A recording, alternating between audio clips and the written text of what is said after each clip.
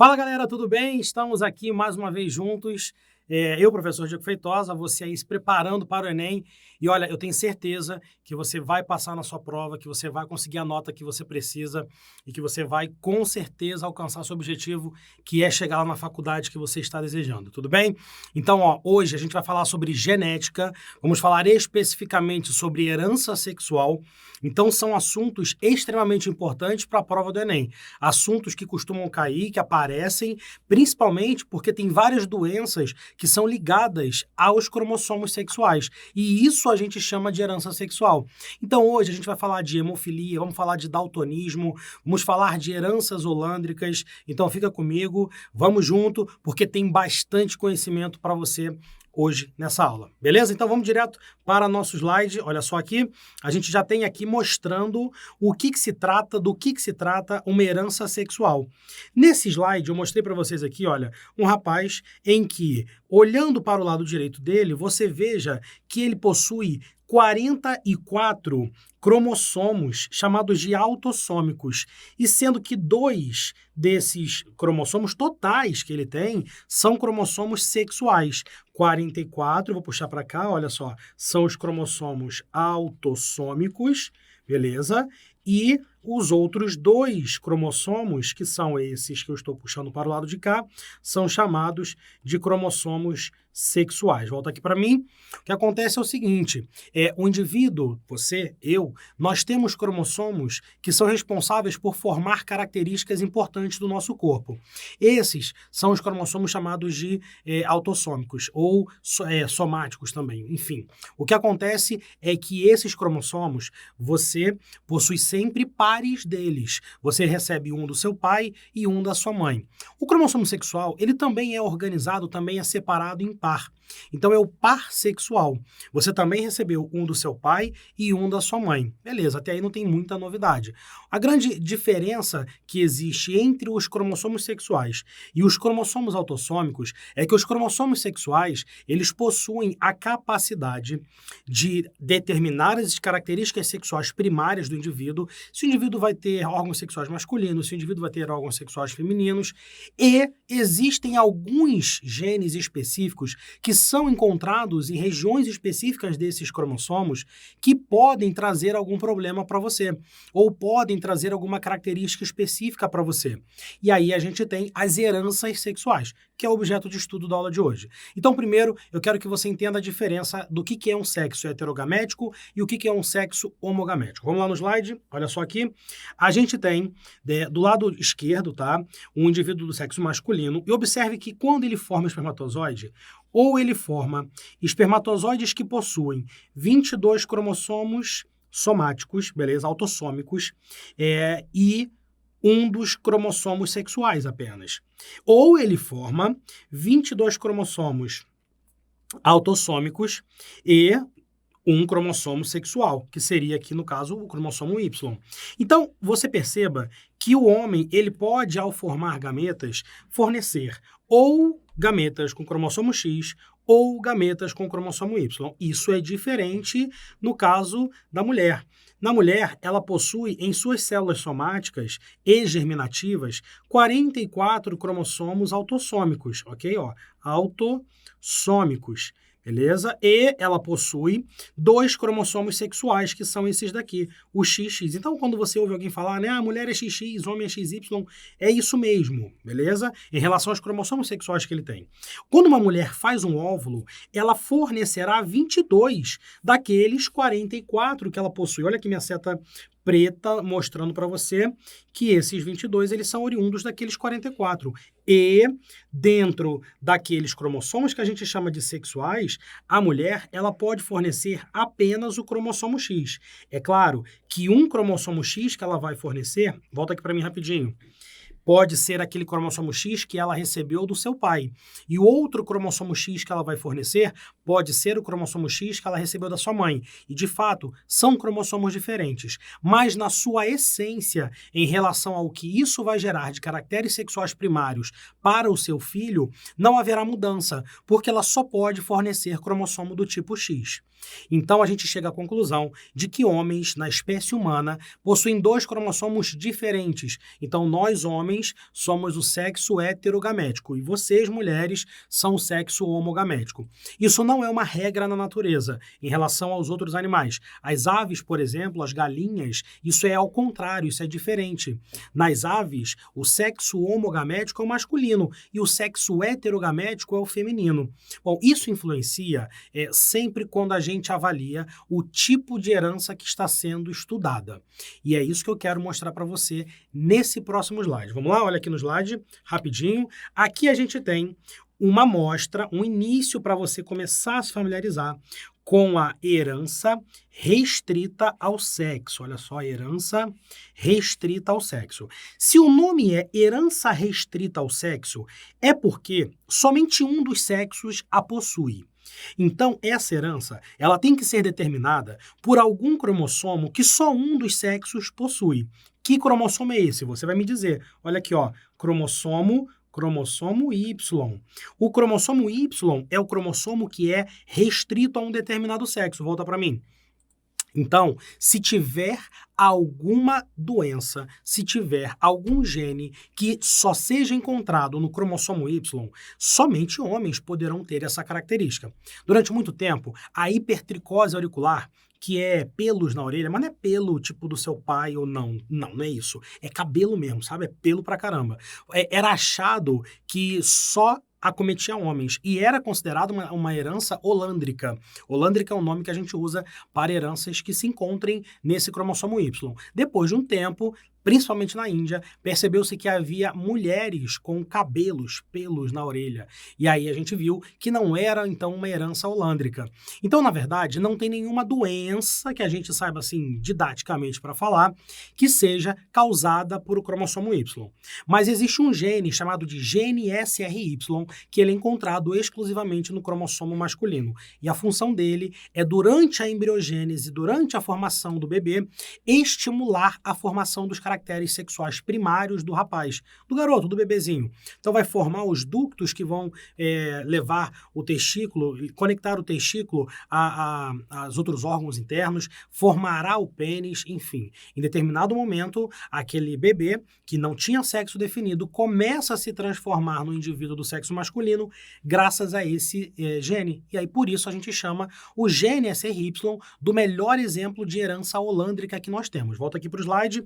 Ele se encontra aqui, ó, gene SRY, tá bom? A gente colocou ele aqui para você. E todos os outros genes que sejam encontrados nesse cromossomo são chamados de genes holândricos. Mas continua no slide, vamos fazer o João Kleber aqui, e observe o seguinte, essa região que eu vou pintar de verde, eu vou pintar de verde. Essa região que eu estou pintando de verde aqui, ó, pá, tô chamando sua atenção. Vai vendo, olha só, é a pontinha do cromossomo Y. Olha a pontinha do cromossomo X. Olha aqui, ó, tá vendo? Tô pintando ela também. Observe que elas têm a mesma cor e olha o que está escrito aqui no meu box que eu acabei de construir para você. Olha só, fiz um boxzinho bacana aqui, pá, show de bola. Olha o que está escrito dentro desse box bacana aí, olha, região homóloga entre X e Y. Volta aqui para mim. Essa região é uma região especial, em que tudo que tem de gene no cromossomo X também é encontrado no cromossomo Y. Isso é legal, porque a gente percebe que, na real, o cromossomo Y, ele é um cromossomo X cambeta, sabe? Ele é um cromossomo X que não tem uma parte, e vou chegar nessa parte que lhe falta. Mas essa região que eu pintei de verde, ela é uma região homóloga. Ela é uma região que os genes que eu encontro em um, eu encontro no outro. Ou seja, se tiver alguma doença, se tiver alguma característica determinada por genes que se encontram nessa região, essa característica, ela vai se comportar no mesmo jeito, ou do mesmo jeito, como se fosse uma característica autossômica, como se tivesse essa característica ligada lá naqueles 44 cromossomos autossômicos. Vai ter aquela história de azão-azinho, se tiver dominância, vai ter a história de heterozigoto, vai ter a história de homozigoto dominante, recessivo. Então, genes nessa região, eles não podem ser chamados, essa herança dessa região não pode ser chamada de herança restrita ao sexo. Por isso, a gente tem um nome especial para esse tipo de herança. Eu quero que você venha comigo aqui no slide. Vamos lá? Olha só, essa região, acompanha aqui, setinha saindo do box, é chamada, olha só, grava isso, a gente vai tirar print dessa tela depois, isso é importante para o seu mapa mental, beleza? De herança, olha o nome, olha o nome, olha o nome, parcialmente, vou abreviar, tá? Parcialmente ligada ao sexo, pode voltar para mim. Olha só, parcialmente por quê, Feitosa? Porque ela tá ligada no sexo, ela tá ligada nos cromossomos sexuais, mas ela não vai responder do mesmo jeito que as heranças que são só ligadas ao sexo responderão. Ela vai responder como se fosse uma herança autossômica somente. Beleza? Vamos entender a diferença disso? Olha para os lados de novo. Observa essa região que eu estou pintando de azul aqui agora. Olha só, uma região bem grande. Olha aí, ó. Caramba, vou ficar aqui até amanhã pintando isso. Mentira. Essa região grandona que eu estou pintando aqui para você é uma região, olha o nome aqui, ó, herança ou região de heranças que são ligadas ao cromossomo X. Ou seja, essa é uma região que é de exclusividade do cromossomo X. Essa região, só o cromossomo X tem. Pode voltar para mim. Então, se essa região só o cromossomo X tem, se você for um homem e você tiver alguma doença ligada nessa região, essa doença será caracterizada apenas por um alelo. Você não tem outro cromossomo X, sacou? Pegou a visão? Agora, se você for uma mulher, você tem 2 cromossomos X. Então, você, para essa característica, você vai ter obrigatoriamente 2 alelos. A probabilidade de fazer cálculos e a gente fazer análises, ela vai ser totalmente diferente. E eu já vou falar de daltonismo e hemofilia, porque são doenças que estão ligadas aí nessa região. Por enquanto, para fechar o nosso mapa mental aqui, eu quero que você se ligue no nome dessa herança. Vem comigo aqui no slide. Ó, herança ligada ao sexo, ou melhor, ligada ao X, já até falei, ela é chamada exatamente como eu acabei de falar. A gente vai chamar de herança, olha aí, ligada, deixa eu dar espaço, ligada, olha aí, ao sexo, desse jeito.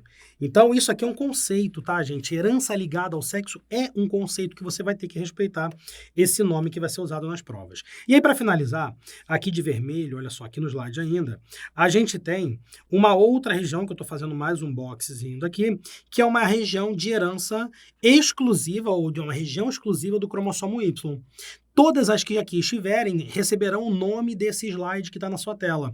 Aqui nós temos, olha só, eu vou botar de novo só para ficar bonito assim no seu print, herança restrita, olha aí o nome, olha a palavra, restrita ao sexo. Então, nesse slide, você está vendo os 3 tipos de heranças sexuais que nós encontramos. Pode voltar para mim.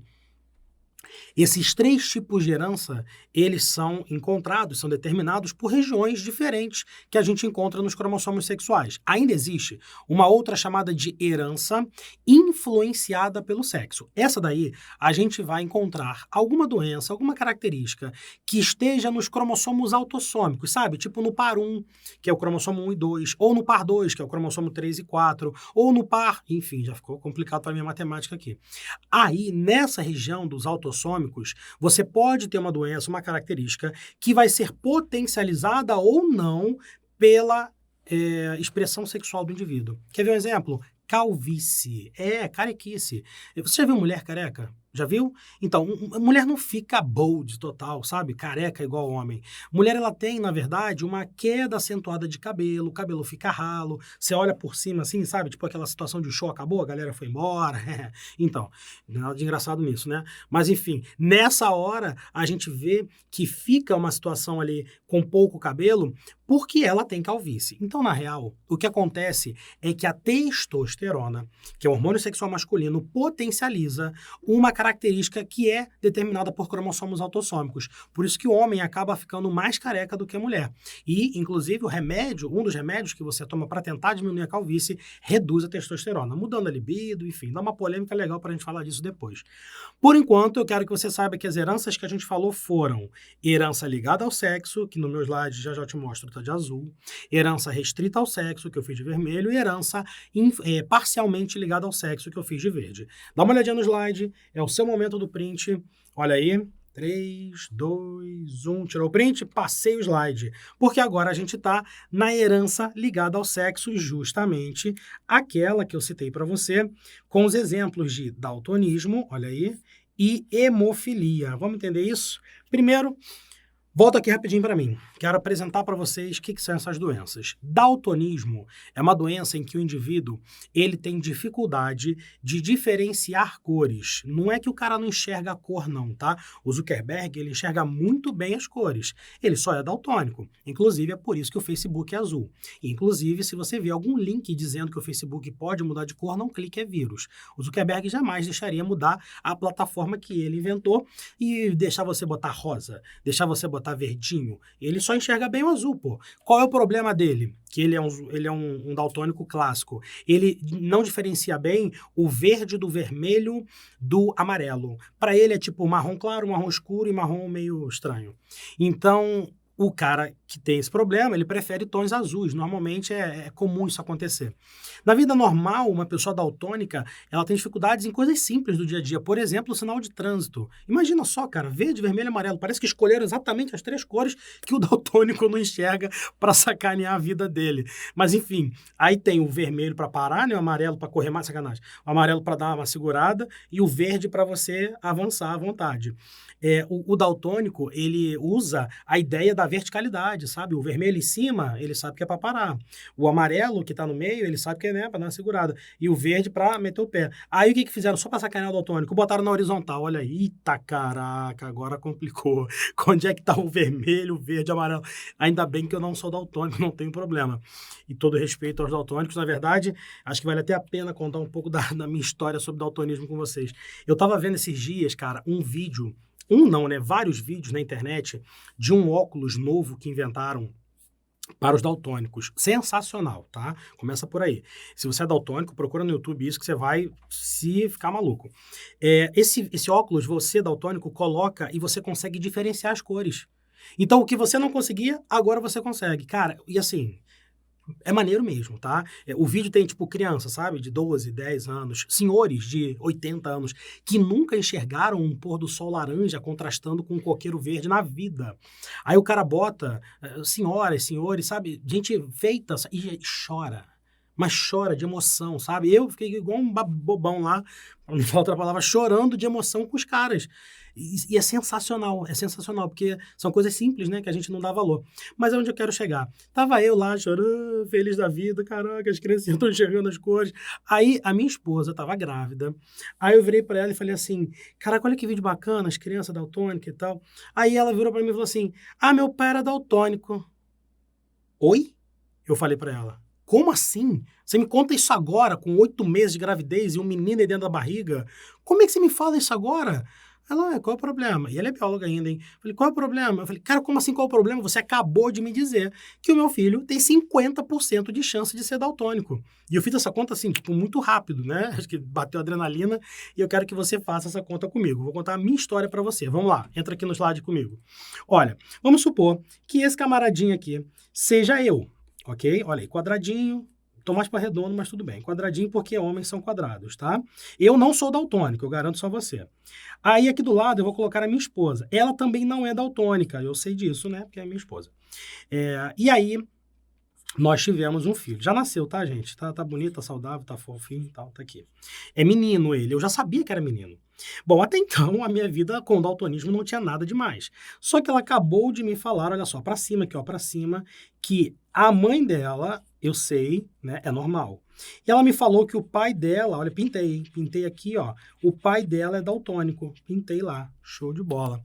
O que acontece, gente? Homens, acompanha aqui do lado comigo, homens são XY, tudo bem? Homens são XY. E mulheres são XX. Até aí você já sabe também.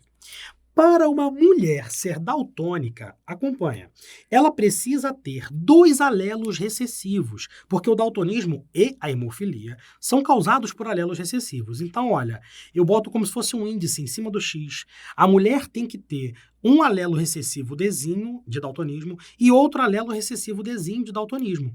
Para um homem ser daltônico, ele basta ter um alelo, até porque no cromossomo Y não tem esse slot, esse locus para aquele alelo. Bom, Isso já dá uma boa diferença matemática. Volta aqui para mim.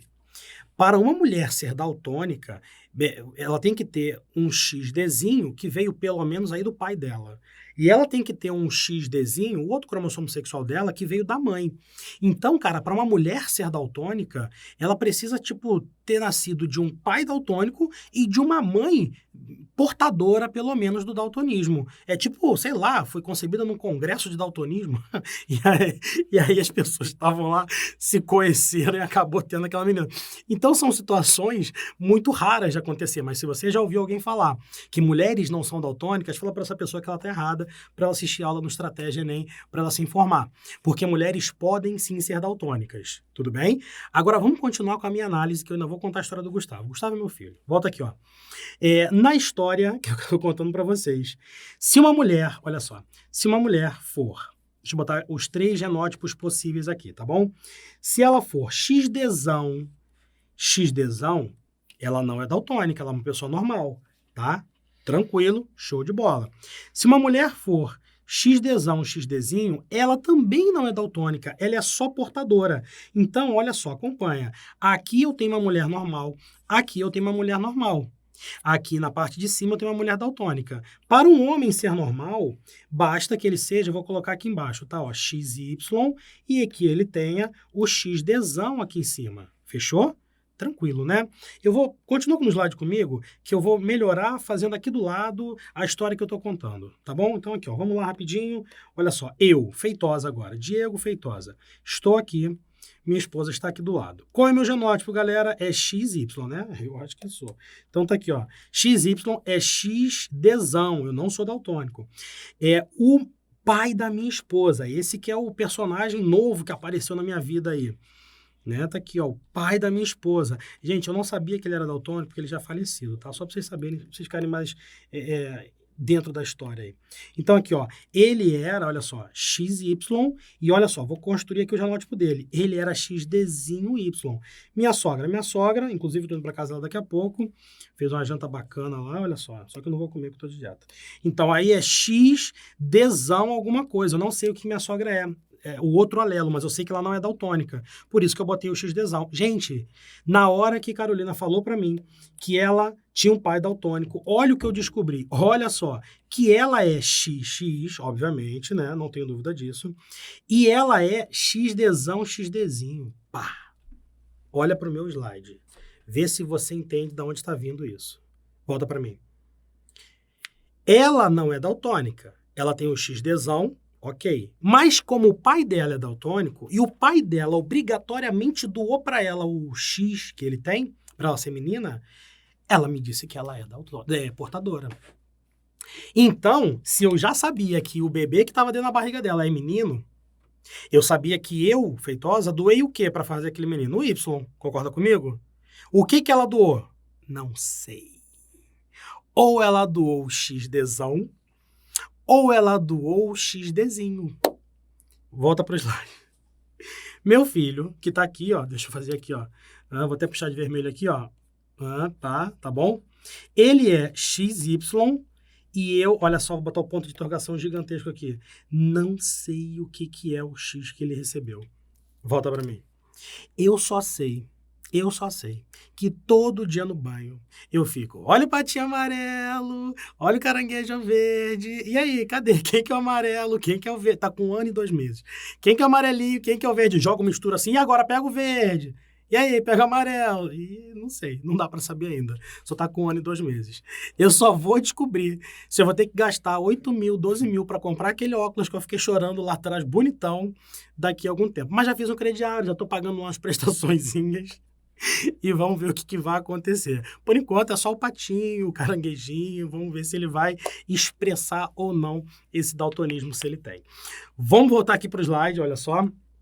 A gente tem aqui uma situação em que mostramos que é muito mais provável mesmo a gente ter homens daltônicos do que mulheres. Olha só a prova aqui, ó. Isso aqui é um homem daltônico aqui também, tá vendo? Olha só. É um heredograma simples, com algumas famílias, e tem 4 homens daltônicos e nenhuma mulher daltônica. Essa mulher aqui, ó, você vê pelo box, ela é portadora. É que uma mulher herdou o alelo X da sua mãe. beleza? E um alelo X normal do seu pai. Então, todas as que têm bolinha roxa no meio são apenas portadoras, como no caso da minha esposa lá que eu contei para vocês. É bem raro termos mulheres daltônicas ou hemofílicas. Pode voltar aqui para mim. Não posso esquecer de falar da hemofilia. A hemofilia é uma doença bem mais grave, né, do que o daltonismo. A hemofilia é uma doença em que a pessoa não consegue promover a coagulação sanguínea. Então ela se corta e aí ela fica sangrando indefinidamente. Precisa ir até o hospital, receber na sua corrente sanguínea alguns fatores de coagulação que lhe faltam.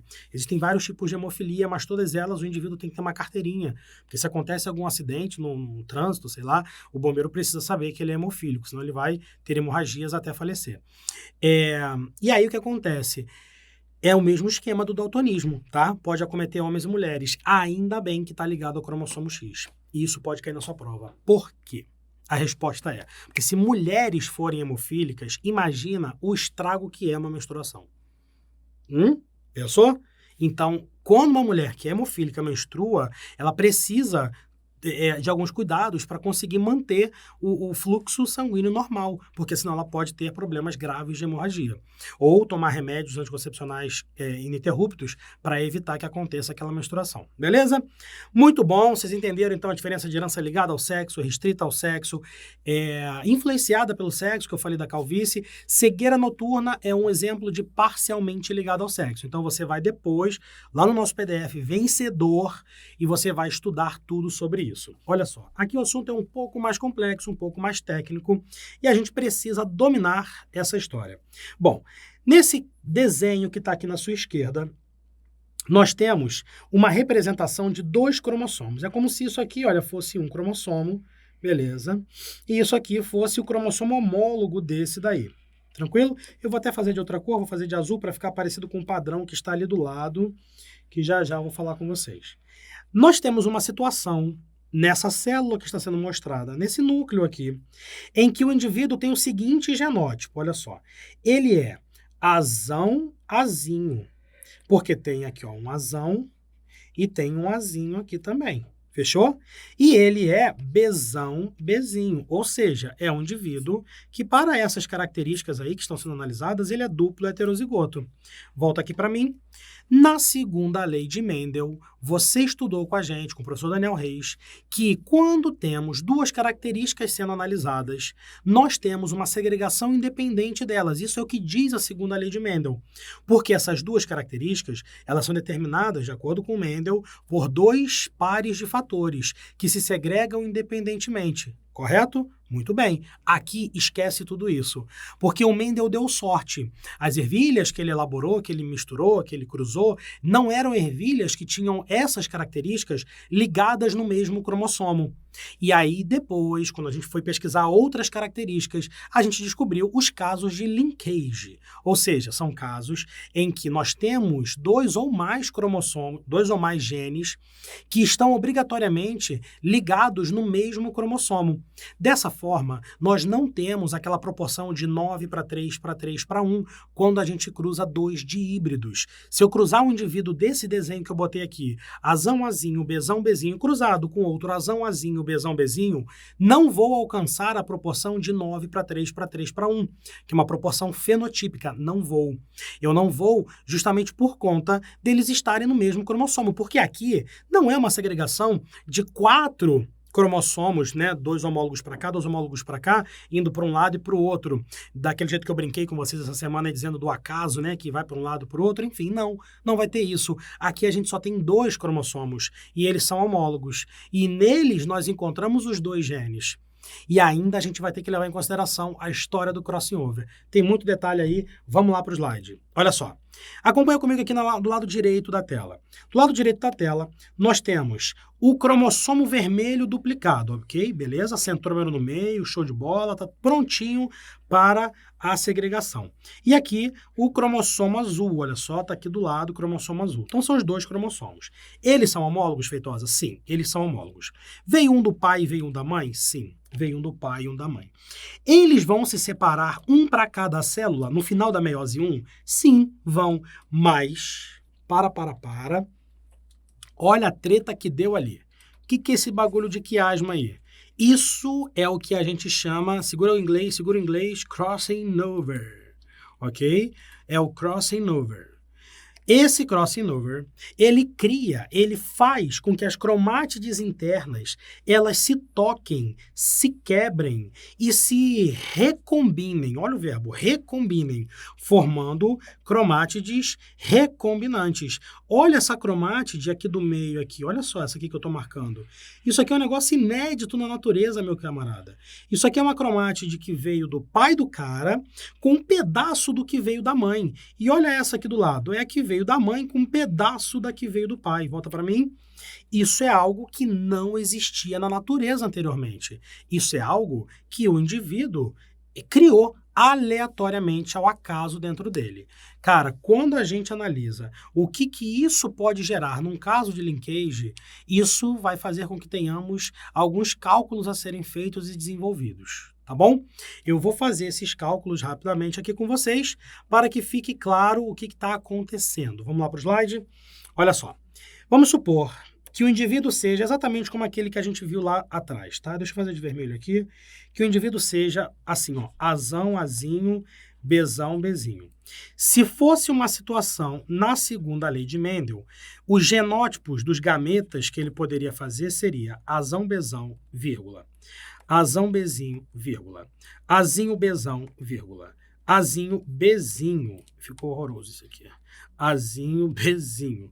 Ele poderia formar 4 gametas ou tipos de genótipos do gametas diferentes, ok? Isso que eu fiz para você, olha o box grandão aqui, ó, seria se fosse uma situação de segunda lei de Mendel, tá?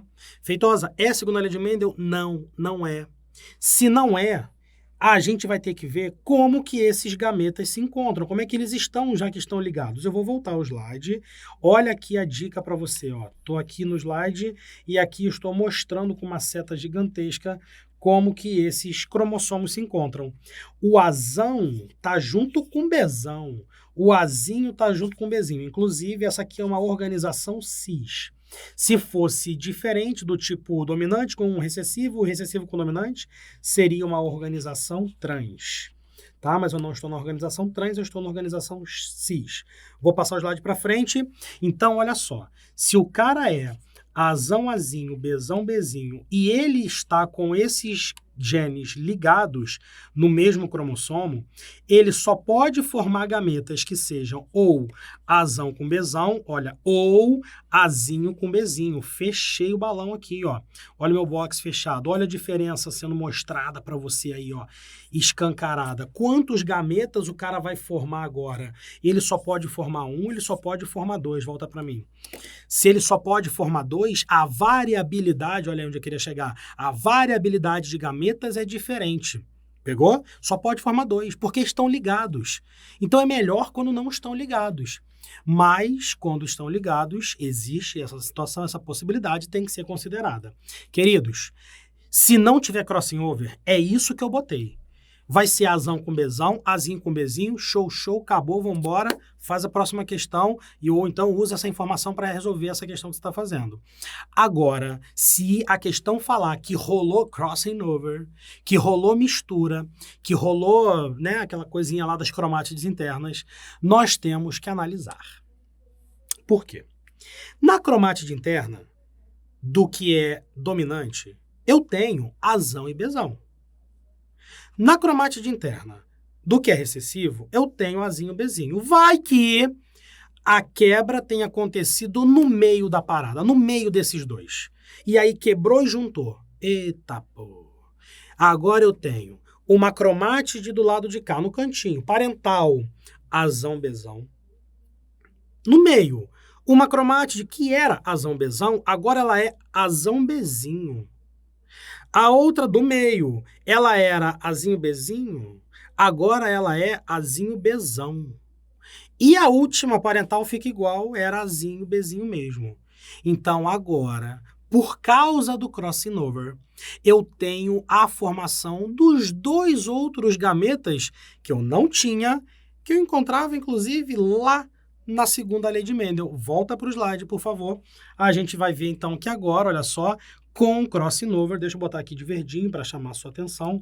Então, aqui, ó, com crossing com crossing, nós temos o aparecimento do Azão Bzinho e do Azinho Bzão. Vou botar um box separado para ele aqui do lado. Olha só, botei um box separadinho para ele aqui do lado, com um crossing over. E vou botar verdinho aqui embaixo para você saber que aqui foi sem crossing over.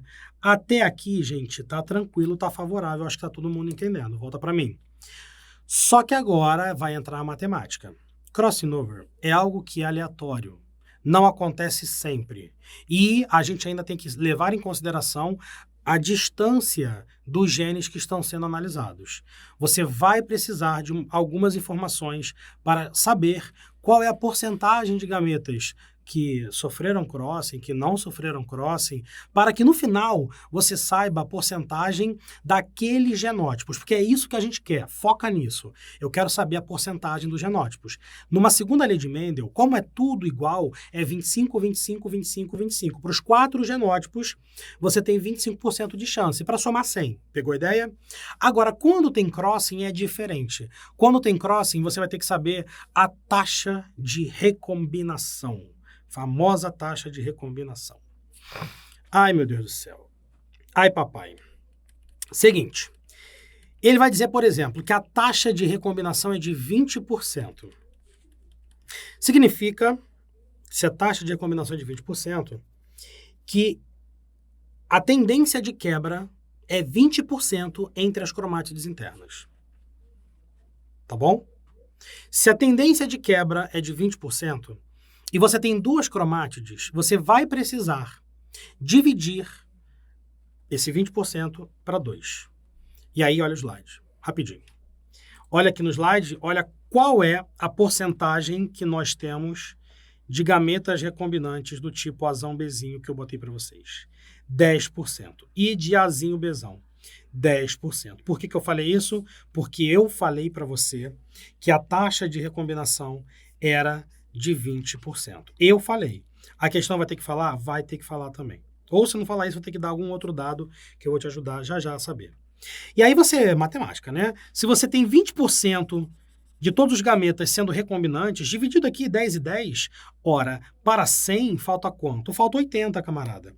Se falta 80, então você já sabe que será dividido 40 e 40. E aí você terá obrigatoriamente, então, essa porcentagem desses gametas que serão chamados de gametas, deixa eu puxar aqui a setinha, parentais, ok? Aqui nós temos 80% dos gametas parentais. Fechou? Volta para mim. O máximo de taxa de recombinação que pode acontecer é quando você tem 50%. Por que isso que eu estou falando? Olha só, as cromátides parentais que ficam do lado, elas nunca sofrerão crossing. Elas sempre estarão ali presentes. Se todas as células do seu organismo que estão sofrendo meiose sofrerem crossing over, você terá, obrigatoriamente, 50% de taxa de recombinação.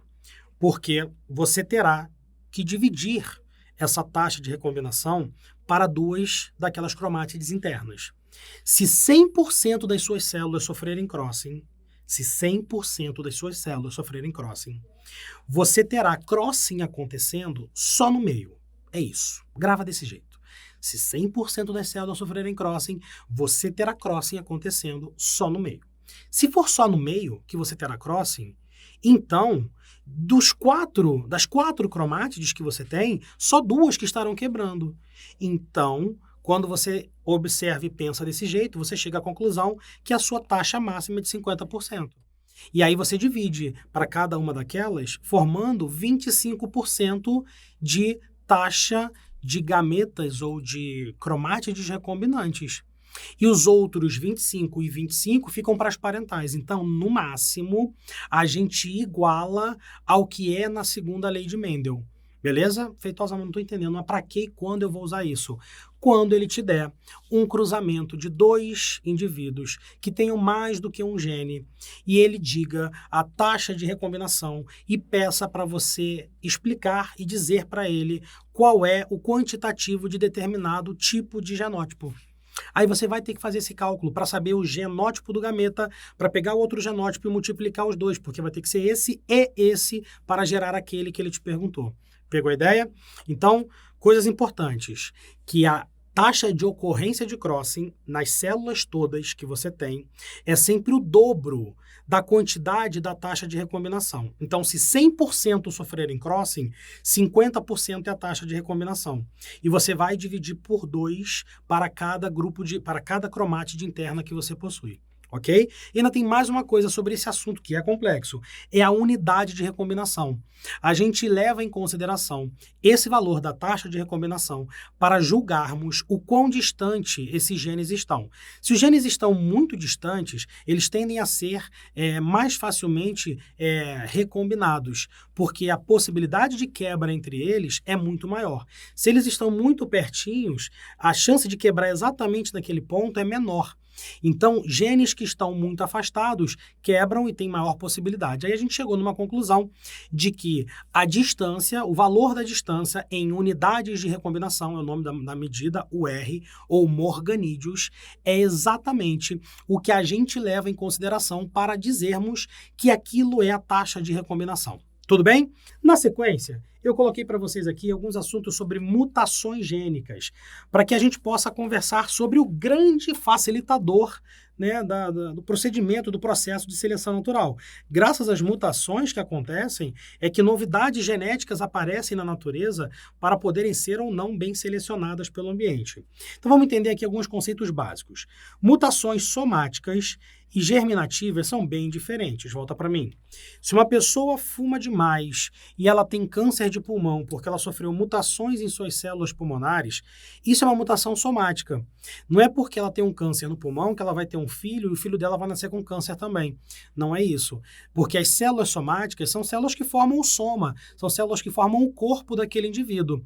Agora, se a mutação acontece lá no testículo do rapaz, nas células germinativas que podem virar espermatozoides, ou lá no ovário da menina, nas células que podem virar óvulos, aí, meu camarada, literalmente o negócio é mais embaixo. Porque se acontecer lá embaixo, se acontecer nessa região, o gameta que ele vai formar vai estar mutado. Então, essa mutação pode ser passada para o seu descendente se esse gameta for usado para formar o seu descendente. Beleza? Então, não adianta a gente ter uma mutação somática, vamos pensar numa mutação positiva, né? Mutação que o cara, sei lá, fica mais forte, sei lá, aguenta um peso. Caraca, é bacana. Não necessariamente essa mutação vai ser passada para o seu filho se não estiver nos seus gametas. Beleza? Volta para o slide. Mutações, elas podem ser pontuais. O que é mutação pontual? É que acontece só numa região específica do material genético. Não é uma mutação e de uma célula, por exemplo, não é uma mutação que é encontrada em vários tecidos diferentes. Mutações podem ser silenciosas. Como assim silenciosas? Elas, voltam aqui para mim, elas podem aparecer numa região de DNA que não é codificante. Como assim? É porque nosso DNA ele tem uma grande quantidade de espaço, né, com bases nitrogenadas, mas que não codifica nenhuma proteína. Então, essas regiões são até chamadas de regiões de DNA lixo. Né? Não deveria ser chamada assim, porque tem alguma certa função, depois a gente pode até conversar sobre isso, mas elas seriam mutações que ficariam silenciadas. Tudo bem? E aí, outra característica de mutação, olha aqui no slide. São aleatórias ou induzidas. Como assim aleatórias? Aleatórias, aquelas naturais, que acontecem eventualmente por conta de problemas ou substâncias do ambiente que podem até estimular essas mutações. Ou induzidas. As induzidas acontecem quando alguma substância foi utilizada ou foi colocada que estimula essa mutação a acontecer. Ou até alguma exposição específica a determinado agente mutagênico. Ok? Isso tudo pode causar, a gente já falou de câncer aqui, as neoplasias, que são o crescimento de células ou a estimulação do crescimento de células de forma desenfreada e desorganizada. Tá? Aqui a gente tem dois exemplos aqui embaixo, olha, mutação silenciosa, tá? Mutação na posição 12 do DNA, ao invés de citosina, né? Você veja aqui o que aconteceu. Você tem uma fita de DNA molde aqui em cima, houve transcrição, tá? Aí, depois houve a tradução, então tá aqui, houve tradução, houve transcrição primeiro. E aí, o que aconteceu? A gente tinha lá, olha, C com G, G com C, tudo bem? G com C, A com U. Bom, até aí estava tudo certo. Mas vamos supor que tenha acontecido, em vez de colocar o A com U, esse U tenha sido colocado um C de citosina. Isso pode fazer com que aconteça a formação de um códon de parada, por exemplo, e aí a gente tem uma proteína menor do que deveria ter, tá? Enfim, aqui do lado uma mutação de perda de sentido. Por exemplo, na posição 14 aqui do DNA, ao invés de timina. Então, a gente também pode ter uma modificação fazendo com que nós tenhamos algum aminoácido a mais sendo colocado. Aqui a gente está falando da asparagina. Ou seja, pode voltar para mim. As mutações, elas são bem complexas e podem acabar gerando problemas graves para o nosso organismo. Eu quero mesmo falar com você dos tipos, eu botei 4 tipos de mutação aqui para a gente falar e comentar, porque pode aparecer na sua prova do Enem. Até porque biotecnologia é um assunto que é muito comentado. Vamos lá? Olha aqui comigo, alterações estruturais cromossômicas. O que você viu no slide anterior foi exatamente mutações em genes, posições específicas de bases nitrogenadas. Agora, eu estou falando de alterações estruturais no cromossomo inteiro, tá ligado? Por exemplo, deleção. Deleção é quando um gene, né, ou melhor, um segmento do cromossomo é retirado. Olha aqui o D, tá vendo o D? Cadê o D aqui? Olha aqui, cadê o D? Tem C, depois vai E. Aqui, ó, era para o D estar aqui. O D não está. Então, perdemos uma região daquele cromossomo. Isso é grave, muito grave. Uma duplicação você vê aqui, ó, era para ser B e C. Aí aqui veio B e C, B e C. Opa, duplicou o negócio. Feitosa, duplicar mais não é melhor não? Não, porque às vezes pode estimular demais a expressão desses genes e isso pode causar problemas graves para a fisiologia do indivíduo. Uma inversão. O que é inversão? Inversão é inverter, né? Antes era B, C, D. Aí ficou D, C, B. E aí, como é que faz? O que acontece? Volta para mim. Será que essa inversão pode gerar muitos problemas? Pode. Pode gerar, porque dependendo de como ficam as regiões promotoras desse cromossomo, isso pode alterar a expressão gênica também. Entre outros problemas que isso pode agravar por conta dessa modificação. E para finalizar, a translocação. Olha aqui embaixo. Aqui eu tenho 2 cromossomos diferentes, tá? Aqui é um cromossomo grande, com centrômero aqui. Aqui é outro cromossomo um pouco menor, com centrômero aqui. Veja que são regiões totalmente diferentes. A, B, C, D, embaixo M, N, O, P. Olha o que aconteceu. A região AB, que era do cromossomo de cima, veio parar embaixo. E a região MN, que era do cromossomo de baixo, veio parar em cima. Isso é uma translocação. Move-se um segmento do cromossomo para outro cromossomo que é não homólogo. Camarada, isso é uma quimera que está sendo formada aqui. Volta para mim. Isso é uma modificação muito grande, quimera não, mas é uma modificação muito grande no material genético e isso pode gerar problemas graves. Falando em alterações desses cromossomos, vale muito a pena a gente também aproveitar esse clima aqui de alterações cromossômicas para que a gente possa entender que não só pedaços do cromossomo podem ser alterados, como cromossomos inteiros. E aí, cara, eu cheguei no maior dos problemas. Eu tô vindo numa escala de crescimento, tá acompanhando comigo? Mutação gênica, né, no genezinho, pequenininho, nenê. Depois uma mutação no cromossomo, um pedaço do cromossomo. Aí agora, meu irmão, agora segura na cadeira, segura o seu forninho, volta aqui ó, pro slide. Olha o que a gente tem, olha o que ele fez. Aqui na meiose 1, olha só. Era para esse cromossomo pequeno ir para a esquerda. Era para esse cromossomo aqui ir para a direita. Ok. Foi. Veja no desenho de baixo que foram, olha só.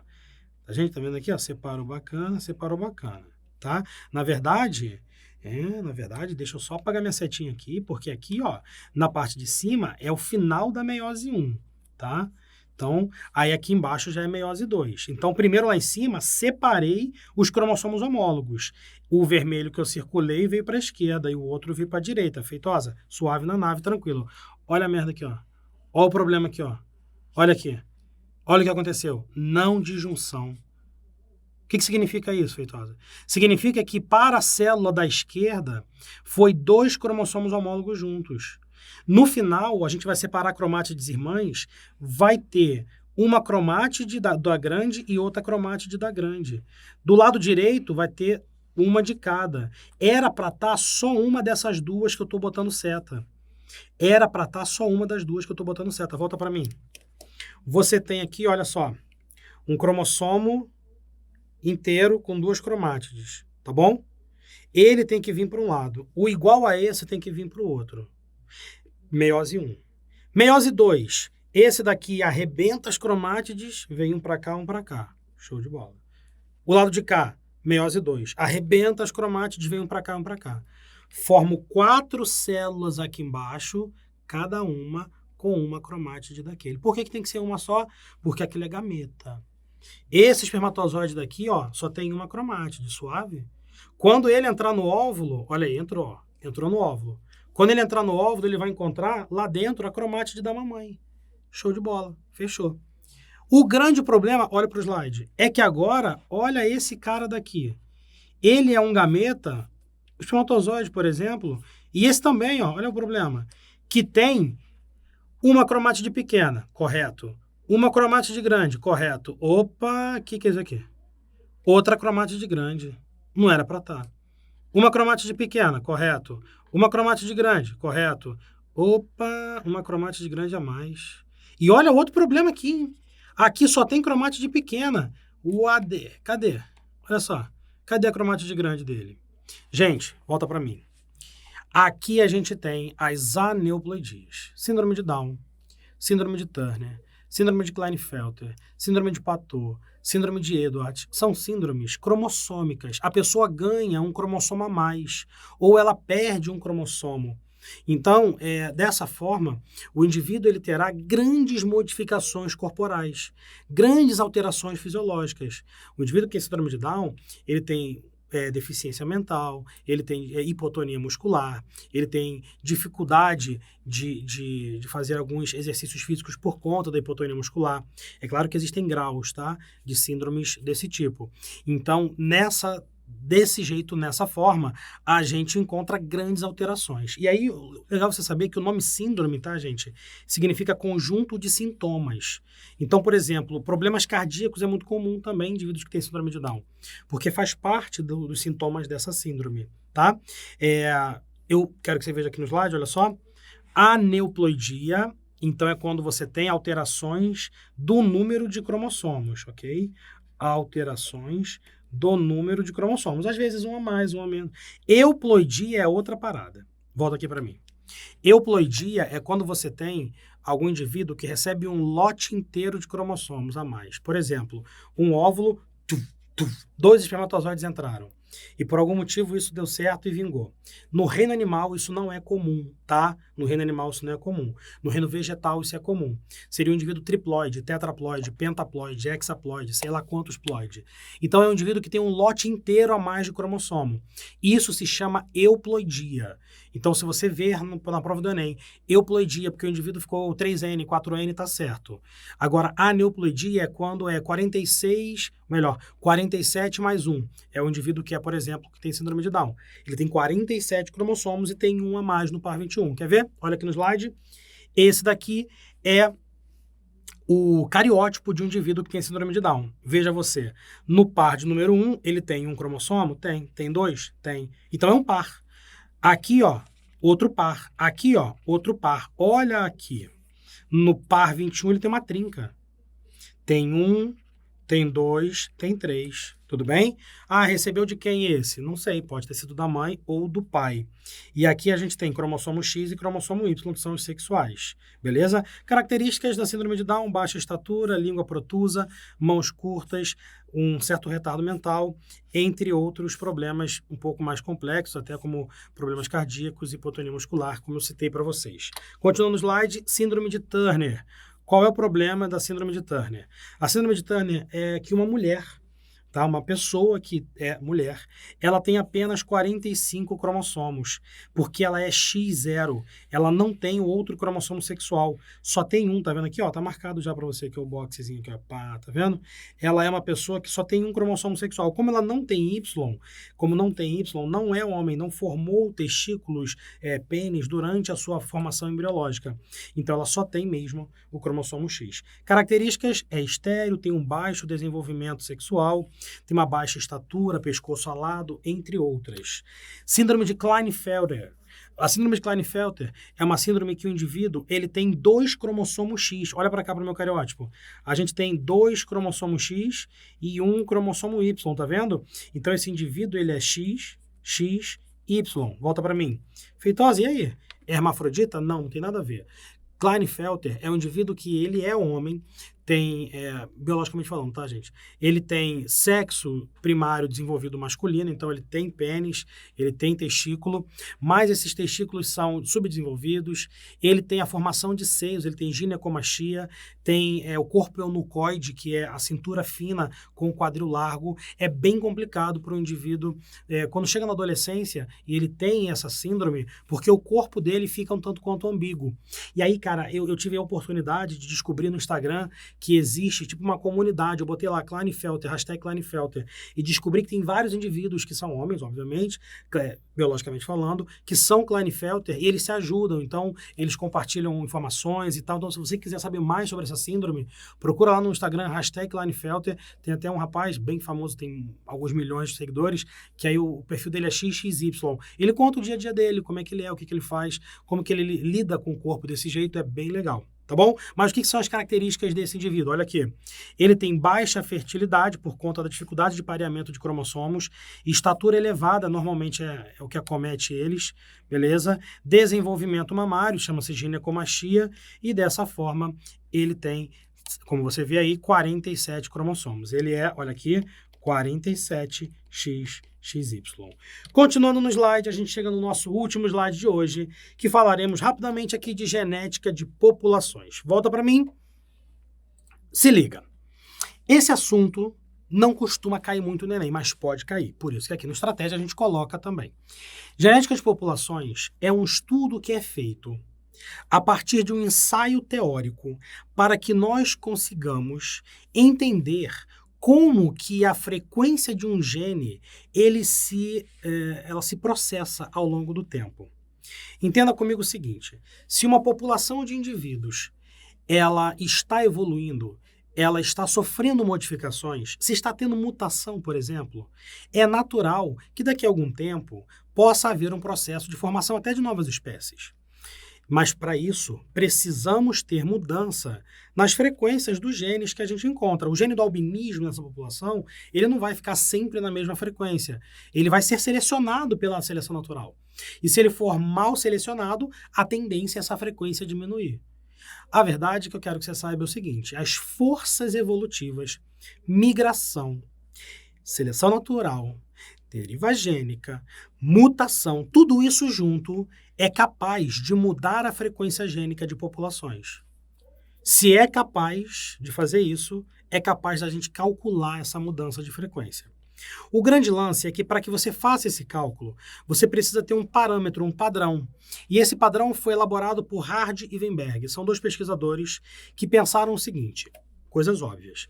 Se uma população específica não tiver nenhuma força evolutiva atuando sobre ela, não muda. Ó, que novidade, é claro. Se numa população não tiver nenhuma força evolutiva atuando sobre ela, a frequência dos genes não se modificam. E aí, dessa forma, a gente consegue fazer alguns cálculos, através de algumas deduções de fórmulas. Olha aqui no slide comigo, se liga. Se eu chamar a frequência do alelo dominante de P, eu poderia afirmar que se somar esse P mais a frequência do alelo recessivo Q, aqui eu vou botar aqui, ó, que é o dominante, tipo Azão, e aqui o Azinho, obrigatoriamente eu precisaria chegar a 100%. Faz sentido para você? Se a frequência do alelo recessivo, que é o Q, for somada à frequência do alelo dominante, que é o P, eu preciso chegar a 100%. Faz todo sentido. Se não tiver tendo modificação nenhuma, é isso mesmo que a gente espera. Não vou botar 100%, vou botar 1. Então, a primeira fórmula que eu quero que você saiba é exatamente essa, que P mais Q é igual a 1.